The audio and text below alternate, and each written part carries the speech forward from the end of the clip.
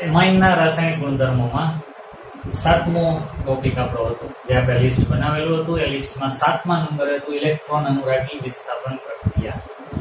Electron અનુરાગી વિસ્થાપન પ્રક્રિયા ખરેખર 5 હોય: નાઇટ્રેશન, બ્રોમિનેશન અથવા ક્લોરિનેશન અથવા હેલોજિનેશન અને સલ્ફોનેશન. આ ઉપરાંત ફ્રીડલ ક્રાફ્ટ્સ આલ્કાઇલેશન અને ફ્રીડલ ક્રાફ્ટ્સ એસાઇલેશન.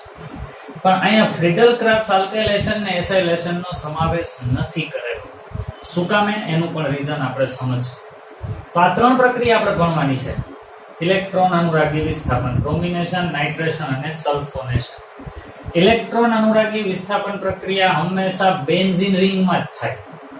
તો એનિલીન નું આપણે ઇલેક્ટ્રોન અનુરાગી વિસ્થાપન સમજવાના છીએ. આ આપણી બેન્ઝીન રિંગ સાથે NH2 જોડાયેલું છે, એટલે આ આપણું એનિલીન છે. હવે જો આ ઇલેક્ટ્રોન અનુરાગી વિસ્થાપન પ્રક્રિયામાં ભાગ લેવાનું હોય તો આમાંથી કોઈ એકાદા કાર્બનમાંથી હાઇડ્રોજનને દૂર કરી અને આનો ઇલેક્ટ્રોન અનુરાગી ઘટકને આવીને જોડાય, એટલે આપણી નિપજ બને. હવે પ્રશ્ન એ છે કે આવનારો ઇલેક્ટ્રોન અનુરાગી આમાંથી કયા કાર્બન ઉપર જોડાશે? તો એ ડિપેન્ડ કરે અહીંયા હાજર આ NH2 સમૂહના સ્વભાવ. તમે જાણો છો કે કોઈ પણ અબંધકારક યુગ્મ ધરાવતો પરમાણુ બેન્ઝીન રિંગ સાથે જોડાયેલો હોય એટલે એ ઇલેક્ટ્રોન આ બાજુ ધકેલે એટલે આ સંસ્પંદન આ દિશામાં આગળ વધે. તમે જાણો જ છો સારામાં સારી રીતે. તો પણ હું એનિલીનના 5 સંસ્પંદન બંધારણો પહેલા અહીંયા દોરું છું અને પછી તમને એ વાત બતાવીશ કે નવો દાખલ થતો સમૂહ ક્યાં આવે અને શું કામ આવે. તો આ સંસ્પંદન શરૂ થાય, આ પાયબંધ આ કાર્બન ઉપર પહોંચે એટલે આપણે એનું સ્ટ્રક્ચર આવું લખવું પડે. આ બે બંધ એમને અહીંયા ડબલ બોન્ડ NH2+. સંસ્પંદન બંધારણોનો નિયમ છે કે જેટલા સંસ્પંદન બંધારણો હોય એનો કુલ વીજભાર સમાન જ હોય. આની ઉપર કોઈ વીજભાર હતો નહીં, તો આમાંય કોઈ વીજભાર નથી. જો કોઈને એવું લાગતું હોય કે સર પ્લસ તો છે ને માઇનસ એ છે, હા પણ પ્લસ અને માઇનસ એટલે ટોટલ વીજભાર તો 0 થયો ને પાછો. તો એ વાતને ધ્યાનમાં રાખી અને સંસ્પંદન બંધારણ દોરવા. ચાલો હજી આગળ સંસ્પંદન વધે. કેમ થાય? તો કે આ પાયબંધ આ કાર્બન ઉપર પહોંચે અને આ યુગ્મ અહીંયા દ્વિબંધ બનાવવામાં વપરાય. તો હવેનું સ્ટ્રક્ચર આવું બને. આને અત્યારે કોઈ અસર થતી નથી. આ અહીંયા ડબલ બોન્ડ આવી ગયો, અહીંયા અબંધકારક યુગ્મ આવી ગયું, આ ડબલ બોન્ડ એમને. ચાલો એનાથી આગળનું સંસ્પંદન બંધારણ કેવું? તો કે આ યુગ્મ આ કાર્બન ઉપર પહોંચે અને આ પાયબંધ આ કાર્બન ઉપર યુગ્મ તરીકે આવી જાય. એટલે વળી પાછું આ NH2+ એમને આ બંધ એમને, અહીંયા ડબલ બોન્ડ નવો બન્યો અને અહીંયા યુગ્મ આવી ગયું. અને હજી એક પોસિબિલિટી છે, આ યુગ્મ પાછું અહીંયા ડબલ બોન્ડમાં વપરાય ને આ યુગ્મ હતું ત્યાં ને ત્યાં જાતું રહે. એટલે આ NH2 બંધકારક યુગ્મ વાળું અને આ બધા આપણા બંધ. તો એનિલીનમાં 5 સંસ્પંદન બંધારણો બને. હવે આ ભાઈ જો ઇલેક્ટ્રોન અનુરાગી આમાંથી કોણ બને? તો કે Br+. આમાંથી કોણ બને? તો કે NO2+. આમાંથી કોણ બને? તો કે SO3H+. આ બધા ઇલેક્ટ્રોન અનુરાગી છે, જે લોકોને ઇલેક્ટ્રોન યુગ્મની જરૂર છે.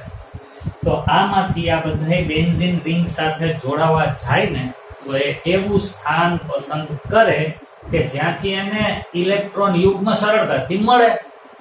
ચાલો જુઓ તો આ 5 બંધારણોને જુઓ એટલે તમને ઓટોમેટિક ખ્યાલ આવશે કે કયા કાર્બન ઉપર ઇલેક્ટ્રોન રિચનેસ, ઇલેક્ટ્રોન સમૃદ્ધિ જાજી છે.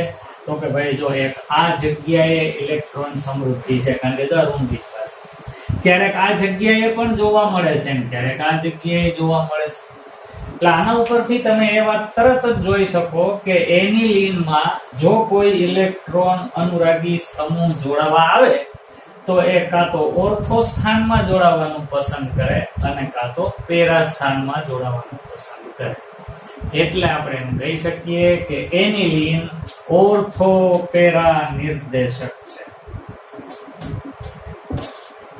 કારણ શું? તો કે યુગ્મને મોકલે છે એટલે ઓર્થો અને પેરા સ્થાનમાં ઇલેક્ટ્રોન ઘનતા વધે છે. પરિણામે નવો દાખલ થતો કોઈ પણ ઇલેક્ટ્રોન અનુરાગી ઓર્થોમાં અને પેરામાં જ જઈને જોડાશે. એટલું ક્લિયર? તમે જાણતા હતા છતાંય કોઈને ભૂલાઈ ગયું હોય એવું સમજીને આ તમને રિવાઇઝ કરાવી દીધું 11 નો આ કન્સેપ્ટ કે એનિલીન શું કામે ઓર્થો પેરા નિર્દેશક છે. એક સાદી વાત, બેન્ઝીન સાથે જોડાયેલ પરમાણુ જો અબંધકારક યુગ્મ ધરાવતો હોય ને તો એ ઓર્થો પેરા નિર્દેશક હોય, અને બેન્ઝીન સાથે જોડાયેલ પરમાણુ જો કાર્બન હોય તો એ મેટા નિર્દેશક જ હોય, સિવાય કે alkyl group methyl ethyl propyl જોડાયેલું હોય ને તો એ ઓર્થો પેરા નિર્દેશક છે. બાકી કાર્બન વાળા બધાય ગ્રુપ મેટા નિર્દેશક છે. સારું, જરૂર પડે તો આને લખી લો. એટલે આપણે આગળ વધીએ, પહેલી પ્રક્રિયા સમજવાનું શરૂ કરીએ. ઓકે, ચાલો જવા દઈએ છીએ. તો બ્રોમિનેશન ને આપણે સમજીએ. હવે એટલો તો ખ્યાલ આવી જ ગયો કે બ્રોમિન જોડાવા આવશે તો એ ઓર્થો અને પેરા પોઝિશનમાં જ જોડાવાનું પસંદ કરશે. ચાલો શરૂ કરીએ છીએ. બ્રોમિનેશન એનિલીન. તો મેં એનિલીન લીધું, એનું કરવું બ્રોમિનેશન નોર્મલ ટેમ્પરેચરે બ્રોમિન જળની હાજરીમાં. તો સીધી વાત છે, આ બેન્ઝીન રિંગને સક્રિય બનાવવાનું કામ કરે, કારણ કે યુગ્મ ધકેલે છે તો અહીંથી જેટલા Br+ આવી શકતા હશે એટલા બધાય આવી જશે. કેટલા આવી શકે ભાઈ? તો કે 3 આવી શકે. એક અહીંયા, બીજો અહીંયા, ત્રીજો અહીંયા. ત્રણેય જગ્યાએથી એક એક H નું વિસ્થાપન થયું. એ H આમાંથી વધેલા Br હારે 3 મોલ HBr બનાવે. અને આ જે નિપજ બની ને બાળકો, એનું નામ હું અહીંયા લખું છું. એ છે 2,4,6 ટ્રાઇબ્રોમો એનિલીન, જે સફેદ અવક્ષેપના રૂપમાં હોય. ટ્રાઇબ્રોમો એનિલીન સફેદ અવક્ષેપ બનાવે. હવે તરત જ ક્વેશ્ચન થાય કે આપણે બ્રોમિન એન્ટર કરવું હતું, કર્યું, પણ એક હારે ત્રણેય જગ્યાએ બ્રોમિન આવી. કા ભાઈ? તો કે આ સક્રિય છે, ઇલેક્ટ્રોન યુગ્મને સારી રીતે અંદર મોકલે છે. તો આ સ્થાન ઉપર ઇલેક્ટ્રોન ઘનતા વધતી હતી એટલે ઓલો Br+ ની આજે જોડાતો. કોઈ એવું ઈચ્છતું હોય કે સર અમારે માત્ર એક જ બ્રોમિન એન્ટર થાય ને એવી જ નિપજ જોઈએ છે, ત્રણેય જગ્યાએ બ્રોમિન નથી જોયું, તો શું કરવું પડે ખબર? આ એનિલીનની સક્રિયતામાં ઘટાડો કરવો પડે. એની સક્રિયતા કેમ ઘટે? તો કે ભાઈ આની પાસેનું જે અબંધકારક યુગ્મ આ બાજુ મોકલે છે એના કારણે સક્રિયતા વધતી હતી. તો આ અબંધકારક યુગ્મને અહીંયા મોકલવા ઉપર તમે જો કંટ્રોલ લઈ આવી શકો તો પછી એનિલીનની સક્રિયતા ઘટે. તો કદાચ 3 જગ્યાએ બ્રોમિન જોડાવાને બદલે એકાદી જગ્યાએ જ આવી શકે. તો એવું કરવું કેમ? તો એના માટેનો એક રસ્તો છે. આ બધુંય આપણી સામે આવે ને ત્યારે આ બધા એસ્પેક્ટ માટે મગજ ખુલ્લું રાખવાનું. જે સાયન્ટિસ્ટે આ બધું ગોઈતું છે એનું મગજ એટલું ખરેખર ખુલ્લું હશે. એ કોઈ ઓલા ઘોડાને આમ બાંધેલું હોય ને સામેનું જોઈ શકે એવું નહીં હોય. એનો વ્યૂ બહુ જ વાઇડ હશે, એટલે એ કોઈ પણ ઘટનાને વ્યાપક રીતે જોતા હશે. આ એજ્યુકેશનનું મિનિંગ જ આ થાય બાળકો, કે જે તમારી સામે છે એને તો શીખો જ, પણ એની આજુબાજુ બીજું શું છે એના ઉપર જરાક દ્રષ્ટિ કરવાની, કદાચ કંઈક નવું આપણને જાણવા મળે. તો હવે એનિલીનની પ્રક્રિયામાં મારે બ્રોમો એનિલીન બનાવવું છે, પણ એક જ બ્રોમિન એન્ટર થાય એવું. એના માટે મારે આની ક્રિયાશીલતાને ઘટાડવી પડશે. અને એવું કરી શકું ક્યારે? તો જો ધ્યાનથી, આ આપણો એનિલીન છે અને એની પ્રક્રિયા હું આની સાથે કરું. યાદ છે તમને આ એસિટાઇલ ક્લોરાઇડ, એસિટાઇલેશન, પિરિડીન બેઝે લેવો પડે. શું કામે? તો કે અહીંથી આ ક્લોરીન વયો જશે અને આટલો પોર્શન અહીંયા આવીને જોડાશે હાઇડ્રોજનને દૂર કરીને, એટલે HCl છૂટું પડે. HCl નું તટસ્થીકરણ પિરિડીન કરશે, એટલે આપણને નિપજ અવી મળવાની. H2 માંથી એક H ગયો અહીં HCl બનાવવામાં, અને આ આવ્યું COCH3. આને કહેવાય N એસિટાઇલ એનિલીન, જેનું બીજું નામ છે સામાન્ય નામ એસિટાનિલાઇડ. હવે આ જે બન્યું ને એ આપણને હેલ્પફુલ થાય એવું છે. કેમ? તો કે જો આ શું કરતું તો કે પોતાના યુગ્મને ઈઝીલી મોકલતું, એટલે આની ઇલેક્ટ્રોન ઘનતા વધતી હતી, એટલે ત્રણેય જગ્યાએ બ્રોમિન આવી જતું હતું. પણ હવે આ એનિલીનના નાઇટ્રોજન સાથે આ CO બંધ જોડાયેલો છે ને, તો થાશે એવું. હવે એને હું અહીં અલગથી લખું. આ આપણું બેન્ઝીન રિંગનો કાર્બન, આ NH, આ યુગ્મ C double bond O CH3 છે ને, એમાં આવું થશે. આ યુગ્મમાં ઓક્સિજન લઈ લઈએ તો આ નાઇટ્રોજનનું યુગ્મ અહીંયા ડબલ બોન્ડ બનાવવામાં વપરાય, એટલે આવું સંયોજન આપણી સામે આવે. NH અહીંયા ડબલ બોન્ડ C, અહીંયા O ઉપર યુગ્મ અને CH. તો જે ઇલેક્ટ્રોન યુગ્મ બેન્ઝીન રિંગ તરફ જાતું હતું એને હવે ઓલી બાજુએ જવું પડશે. એનો મીનિંગ એવો નથી કે અહીં જાશે જ નહીં, પણ હવે એને અહીંયા જવાનું ને અહીંયા જવાનું, એટલે બે જગ્યાએ એને સંસ્પંદનમાં રોકાવું પડે છે. પરિણામે અહીંયા ઇલેક્ટ્રોન ઘનતા ઘટશે. એટલે હવે ત્રણેય જગ્યાએ બ્રોમિન નહીં જોડાય, કા ઓર્થોમાં જોડાશે કા પેરામાં જોડાશે. તો અહીંયા એસિટાઇલેશન કરવાથી જે એસિટાઇલ સમૂહ દાખલ થાય ને, એ એનિલીનને થોડોક નિષ્ક્રિય બનાવે. બસ એવું કર્યા પછી તમે એનું બ્રોમિનેશન કરો એસિટિક એસિડ દ્રાવકની હાજરીમાં, તો કા ઓર્થોમાં ને કા પેરામાં. ઓર્થોમાં આવે ખરા, પણ આ મોટું બલ્કી ગ્રુપ અહીંયા હાજર હોય ને તો આ બે વચ્ચે અપાકર્ષણ થાય, સ્ટીયરિક હિન્ડ્રન્સ થાય, એટલે ઓર્થોને બદલે એને પેરામાં જોડાવા જવું વધુ ગમશે. તો અહીંયા આવશે. તો આ જે નિપજ બની ને બાળકો, એને કહેવાય para bromo acetanilide, para bromo N acetyl aniline. પણ આપણે આ નથી જોતું, આપણે તો પેરા બ્રોમો એનિલીન જોઈએ છે.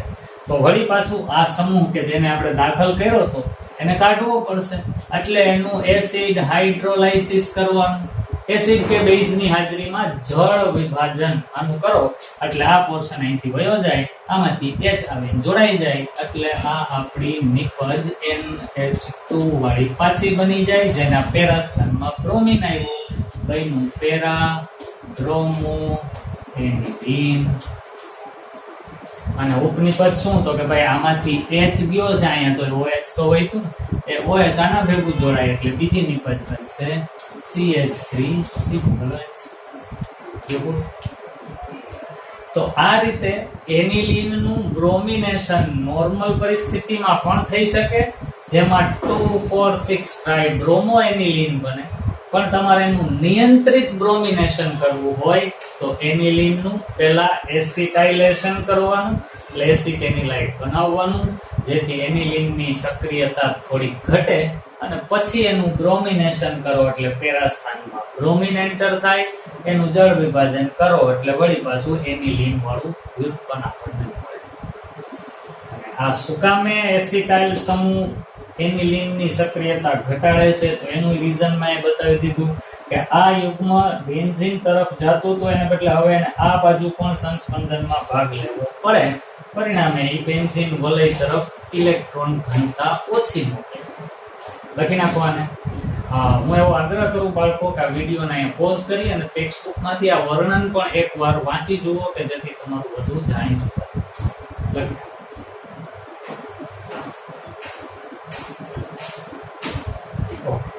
અને જવા દઈએ છીએ. અને હવે જોઈએ નાઇટ્રેશન. સેમ વસ્તુ બનશે નાઇટ્રેશનની બાબતમાં પણ.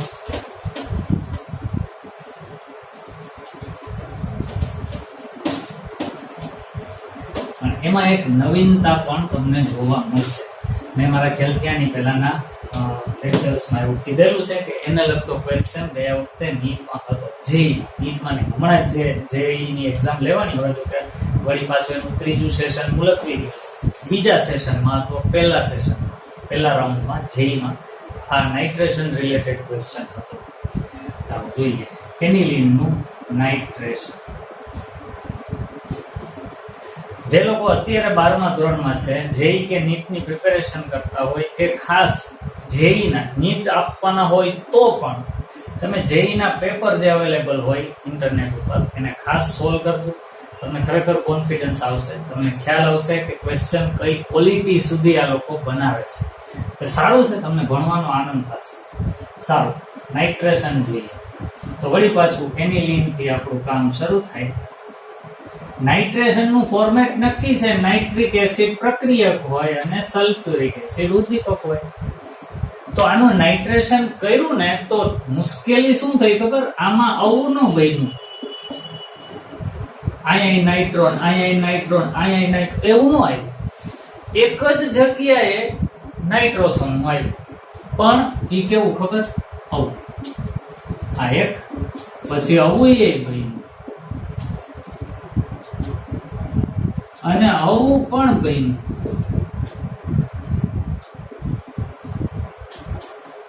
આને કહેવાય ઓર્થો નાઇટ્રો એનિલીન, આને કહેવાય મેટા નાઇટ્રો એનિલીન, આને કહેવાય પેરા નાઇટ્રો એનિલીન. હવે મજાની વાત શરૂ થાય. આપણે થોડીક વાર પહેલા કીધું આ લેક્ચરની શરૂઆતમાં જ કે એનિલીન તો ઓર્થોપેરા નિર્દેશક છે. તો નવો દાખલ થતો સમૂહ ઓર્થોમાં અને પેરામાં આવવો જોઈએ. હાલો, ઓર્થોમાં આવ્યો, એમાં કઈ વાંધો નથી આપણને. પેરામાં પણ આવે, પણ મેટામાં તો ન જ આવવો જોઈએ. અહીંયા મેટામાં પણ નાઇટ્રો છે. શું કામે? આ પહેલો ક્વેશ્ચન.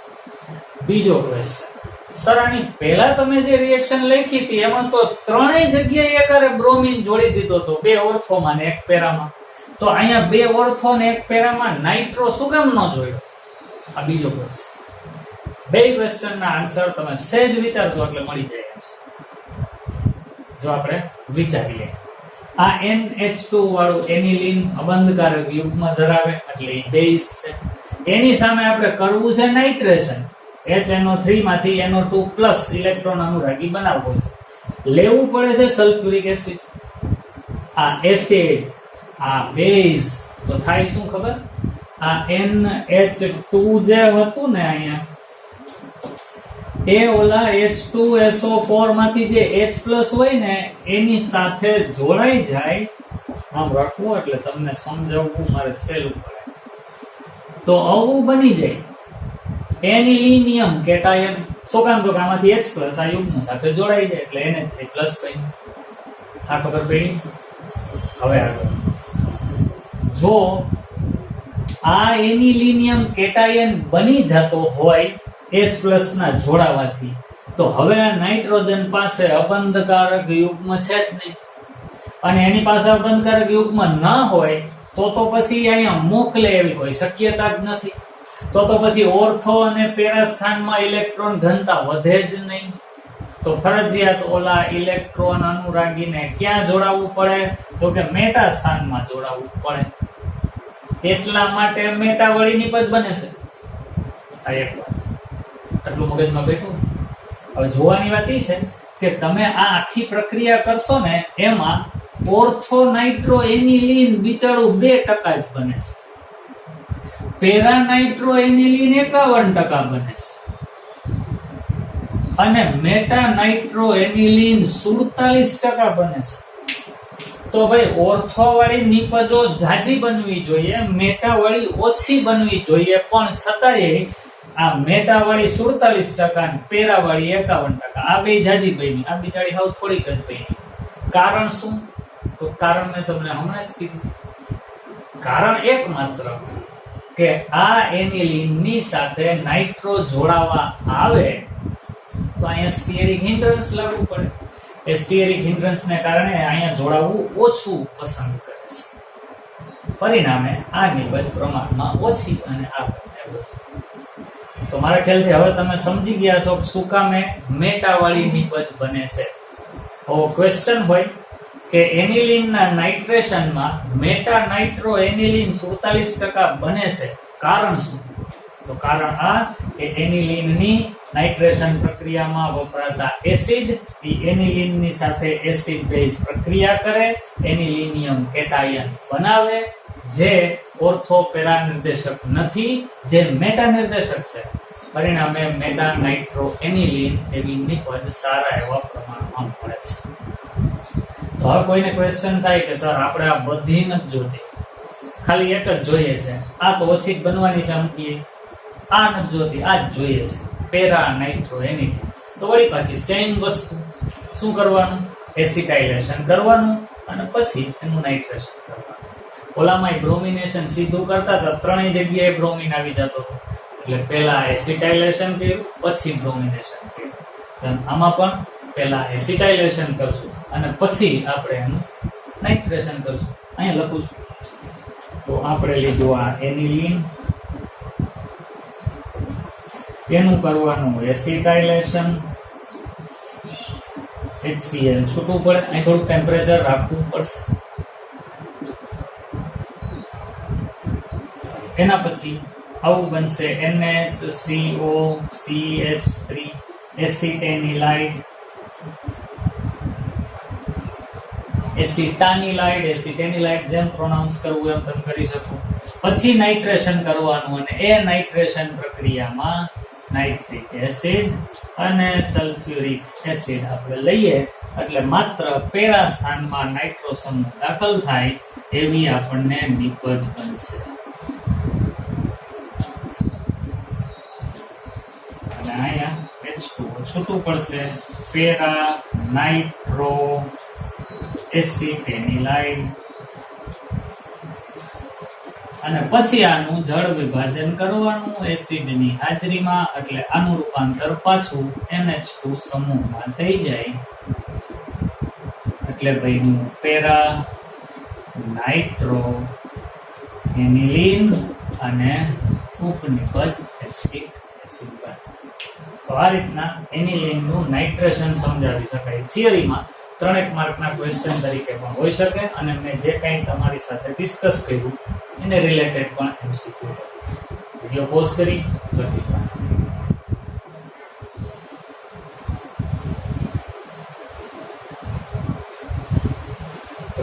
ચાલો હવે છેલ્લું જોઈએ સલ્ફોનેશન. એનિલિનનું સલ્ફોનેશન.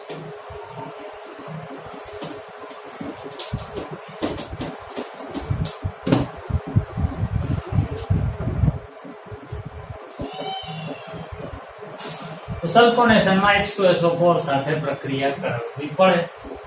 તો આ આપણે લીધું એનિલિન, સલ્ફોનેશન, H2SO4. હમણાં થોડીક વાર પહેલા જ કીધું હતું કે આ બેઝ છે, આ એસિડ છે, તો એસિડ બેઝ પ્રક્રિયા થાય એટલે પહેલા જ આપણને અવિનિપજ બનશે. NH2 તો હતા જ, એમાંથી એક H+ હજી આવી જાય એટલે NH3+. આનો H+ માં ગયો તો ભાઈ તો હું HSO4-. આ શું હતું તો કે એનિલિન, આને સલ્ફ્યુરિક એસિડ કહેવાય પણ એનું રાસાયણિક નામ તો હાઇડ્રોજન સલ્ફેટ કહેવાય ને. તો એનિલિનની હાઇડ્રોજન સલ્ફેટ સાથે તટસ્થીકરણ પ્રક્રિયા થઈ તો જે બન્યું એ બન્યું એનિલિનિયમ એટલે આ NH3+ વાળું અને hydrogen sulphate. Anilinium hydrogen sulphate બન્યું.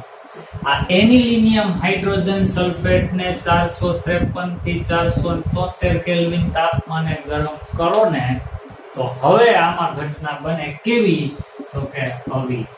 તો જો ધ્યાનથી અહીંયા આ NH2 એમને રીએ, NH3+ અને HSO4- હતા, એમાંથી H2O દૂર થાય. તો H2O દૂર કરવું છે એટલે આમાંથી એક H દૂર કર્યો એટલે વધ્યું NH2, અને આમાંથી એક OH દૂર કરવાનો એટલે વધશે SO3H. H2O રિમૂવ થયા અને જે SO3H બન્યું એ અહીંયા પેરા સ્થાનમાં આવ્યું. તો આને બોલાય પેરા એમિનો. આ છે બેન્ઝીન સલ્ફોનિક એસિડ. આ સૌથી પ્રબળ કાર્બનિક એસિડ છે જગતનું, એટલે એને મહત્વ આપીને મૂળ પદાર્થ એ ગણવાનો, એના પેરા સ્થાનમાં એને પૂછે એવું બોલવાનું. એટલે para amino benzene sulphonic acid, એનું જ બીજું નામ સલ્ફાનિલિક એસિડ છે.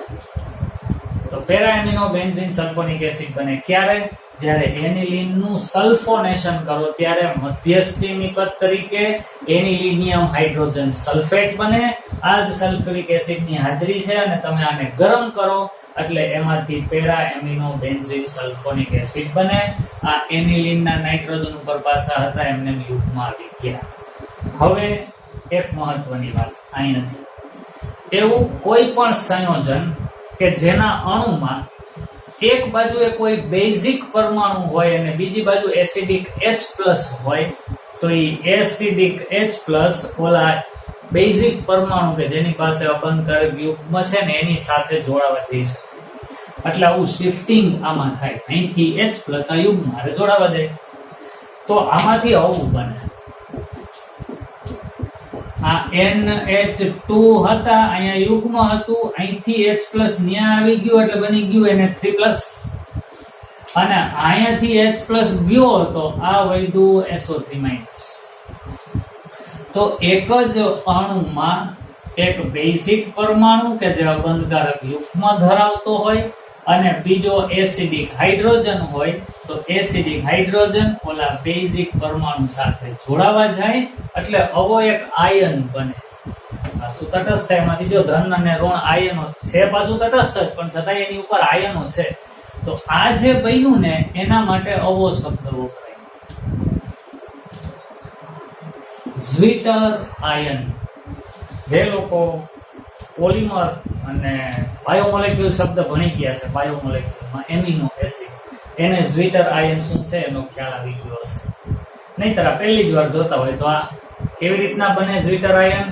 એક જ અણુમાં એસિડિક પ્રોટોન હોય અને અબંધકારક યુગ્મ ધરાવતો પરમાણુ હોય તો એસિડિક પ્રોટોન ઓલા પરમાણુ સાથે જોડાવા જાય ત્યારે જે બને એને ઝ્વિટર આયન કહેવાય. ઝ્વિટર આયન બની શકે para amino benzene sulphonic acid. ભેગા ભેગું કઈ જ દઉં લ્યો ને. આ NH2COOH, અહીંયા R ને અહીંયા એમિનો એસિડ છે. હવે જો આ જ અણુમાં અહીંયા અબંધકારક યુગ્મ છે ને એસિડિક હાઇડ્રોજન છે તો આમાંથી આવું બની શકે.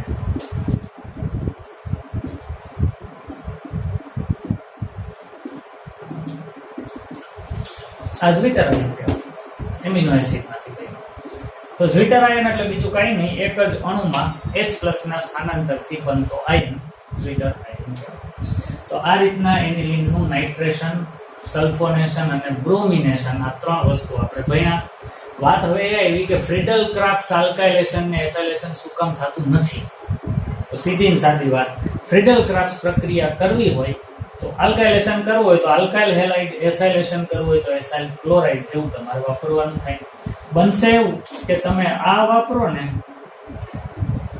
તો આ સમૂહ COCH3 બેન્ઝીન રિંગમાં જોડાવા જવાને બદલે આની હારે જોડાઈ જાય છે. શું કામે ભાઈ? તો કે આ બેઝિક છે. બીજી મહત્વની વાત, અહીંયા હંમેશા ઉદ્દીપક તરીકે નિર્જલ AlCl3 જ વાપરવો પડે. ફ્રીડલ ક્રાફ્ટનો ઉદ્દીપક આ છે. આ પોતે એસિડ છે, લુઈસ એસિડ, ઇલેક્ટ્રોન યુગ્મ સ્વીકારી શકે એવું. તો આ રીવાની પાસે ઇલેક્ટ્રોન યુગ્મ છે તો આ આખે આખું એનિલિનનું નાઇટ્રોજન યુગ્મ સાથે આની હારે જોડાવા જાય એટલે અહીંયા તો કઈ આવવા જ ન દે. પરિણામે ફ્રીડલ ક્રાફ્ટ આલ્કાઇલેશન કે ફ્રીડલ ક્રાફ્ટ એસાઇલેશન એ આનું શક્ય નથી. ક્લિયર મગજમાં બેઠી? શું કામ એનિલિન ફ્રીડલ ક્રાફ્ટ આલ્કાઇલેશન કે એસાઇલેશન નથી આપતું? તો એનું રીઝન ફ્રીડલ ક્રાફ્ટ પ્રક્રિયામાં નિર્જલ AlCl3 ઉદ્દીપક વાપરવો પડે જે લુઈસ એસિડ છે અને એનિલિન બેઝ છે. તો એમની વચ્ચે એસિડ બેઝ પ્રક્રિયાઓ થઈ જવાને કારણે આની ફ્રીડલ ક્રાફ્ટ પ્રક્રિયા શક્ય નથી. તો લ્યો આ વિડીયોમાં આપણે ભણ્યા એનિલિનની ઇલેક્ટ્રોન અનુરાગી વિસ્થાપન પ્રક્રિયા. ઘણી બધી વાતો આની અંદર એડિશનલ આપણે વિચારવાની અને કરવાની થાય છે. બને તો વિડીયોને પાછો એક વખત જોજો, ટેક્સ્ટબુકમાંથી પણ એનો કન્સેપ્ટ વાંચજો અને તમારા શબ્દોમાં જે પોઈન્ટ નોટ કરવા જેવા છે એને ઉપર હાંસિયામાં લખી રાખજો. તો જ્યારે રિવાઇઝ કરતા હશો ત્યારે તરત દેખાશે. સારું, નવા ટોપિક સાથે આવતા વિડીયોમાં મળશું. ત્યાં સુધી